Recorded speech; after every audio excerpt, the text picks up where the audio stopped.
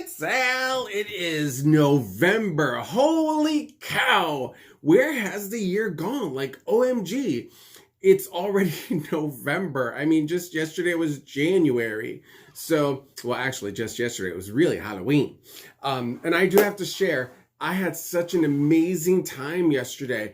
I got to be a part of the Harry Houdini seance at the Jewish Museum in Milwaukee, Wisconsin. It was amazing. I had so much fun. I did not conduct the seance, but I got a chance to witness, and it was amazing. And I even ended up hearing some little tidbits in my own psychic vibe that I got to share during the seance, and that was really actually a lot of fun.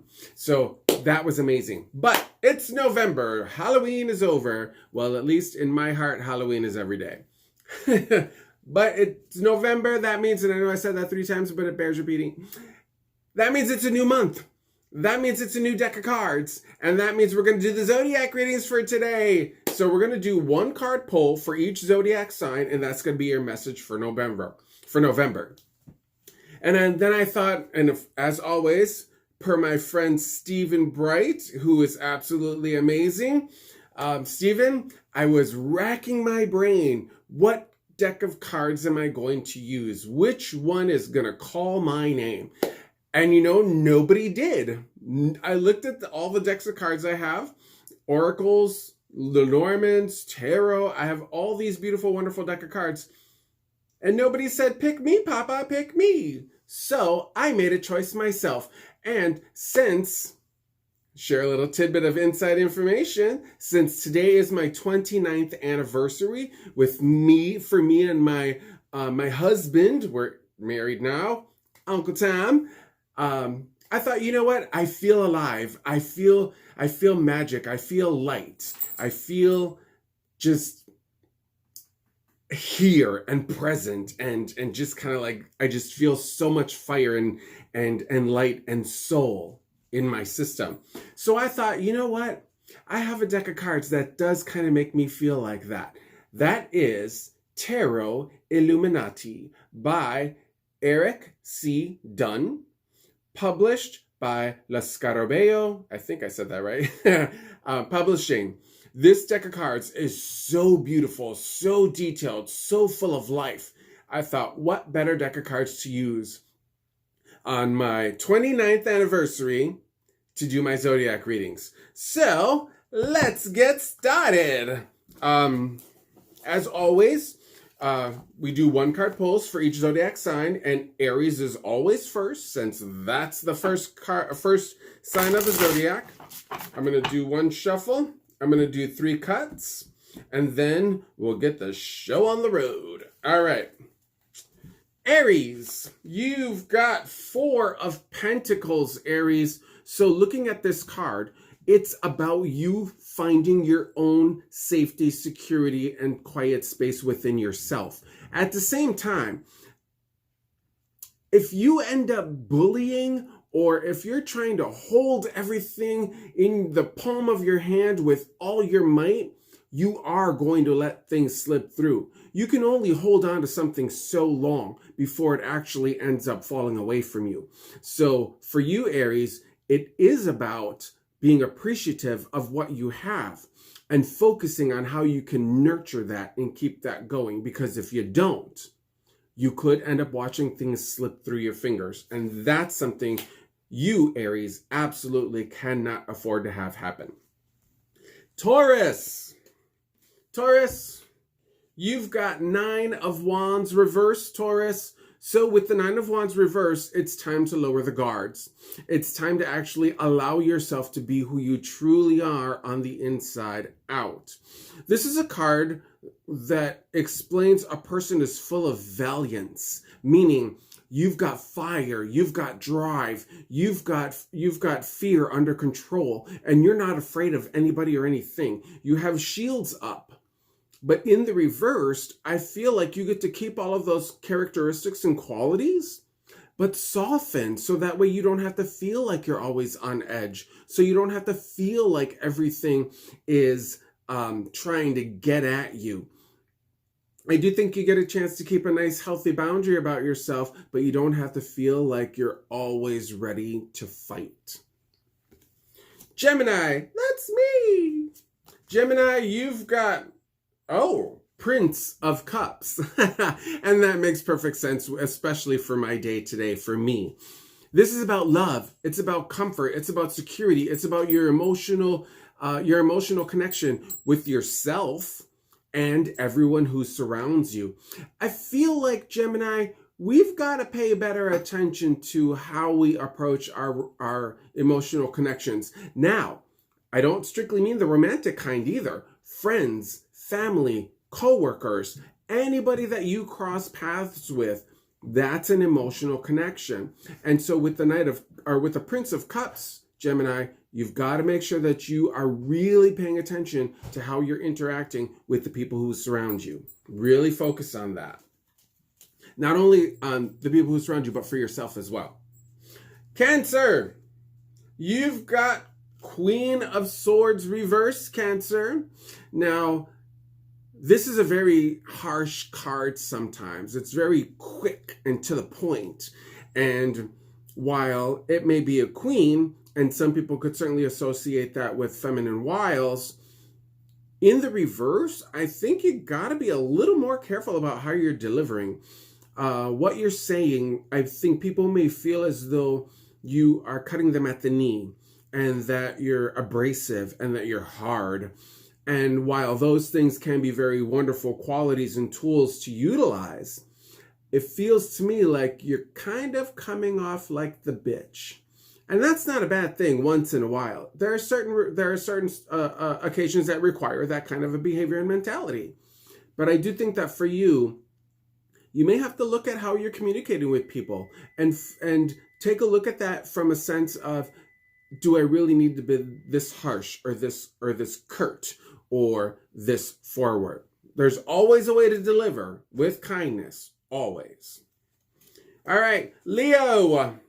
Leo, you've got 10 of Wands reversed, Leo. So looking at this card, Leo, it is about you putting down the baggage. It is about you unburdening yourself. And that can take any form. That could be a lot of different things. That could be your relationships. That could be your job. That could be your family. That could be your friends. That could be yourself. Sometimes we have to go through our own souls and purge, meaning get rid of the crap that doesn't do us any bit of good, but we still hang on to. It's letting go of emotional, physical garbage. Put down the baggage, Leo, and learn to walk away. Some people in your world, in your circles, they just need to fend for themselves. And you're not there. You're not supposed to be there to be the cleanup. Okay? Give yourself a break and give the people around you a break. Virgo. Virgo, you've got the moon, Virgo. All right. Now, normally you're really good at using your intuition. You're really good at using your inner guidance. But I want to say that this moon, particularly for you, Virgo, I feel like you're going through the motions. I feel like you're just putting on a face and letting people see what you want them to see or what you think they want to see. I'd say, looking at this, utilize your intuitive self, your gut instincts, and really hone in on your connections with the people who surround you. If you really don't have anything to give the people that you're surrounded by or the people that are in your circles, let them go. They're not serving you any purpose. You're not serving them any purpose. But this is about, don't be fake. Be real. Be upright. Be a stand-up person. Trust your gut. Use your instincts, but be the real you. All right, Libra. Libra, you've got King of Wands, Libra. It's about get her done. This is a card where you're on top of your game. You're working. You're kicking butt. At the same time, you also need to really focus on your own ambitions, your own drives, your own action. A lot of wonderful things can be created by you, Libra, through the course of this month, but you got to make sure that everything is on point. No room for mistakes. Scorpio. Scorpio, you've got King of Pumpkins reversed. It really is about watching those dollars, Scorpio. And I'm not chuckling because I think that's funny. I'm chuckling because of the fact that so many of us have money naturally find us. We naturally receive prosperity and abundance. But when it gets into our hands is when we get in trouble, because then we get fevered and we're like, spend, spend, spend. This is a card where you got to really figure out what true values mean to you. What are you looking for? Where are you holding your true self? What is really important? So those are the things that you got to figure out for yourself right now, Scorpio. Where do your true values lie? Sagittarius, that's Uncle Tom. All right, Sagittarius, you've got the Empress reversed. So Sagittarius, it is about nurturing you from the inside out. Normally, the Empress is about abundance, is about creation, is about growth, is about nurturing. But I think in the reverse, you gotta turn all of those qualities inward. Make sure that you're okay. Because if you're not good, you're no good to anyone else who surrounds you. Now, I'm not saying that you need to make yourself whole for other people. You definitely need to make yourself whole for yourself.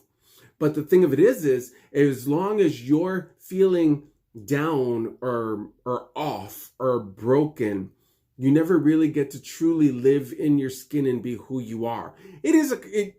And honestly, it is a constant. That's a project that's always going to be in motion and always going to be moving forward as long as you're paying attention. But be good to yourself so you can be good to the world that surrounds you.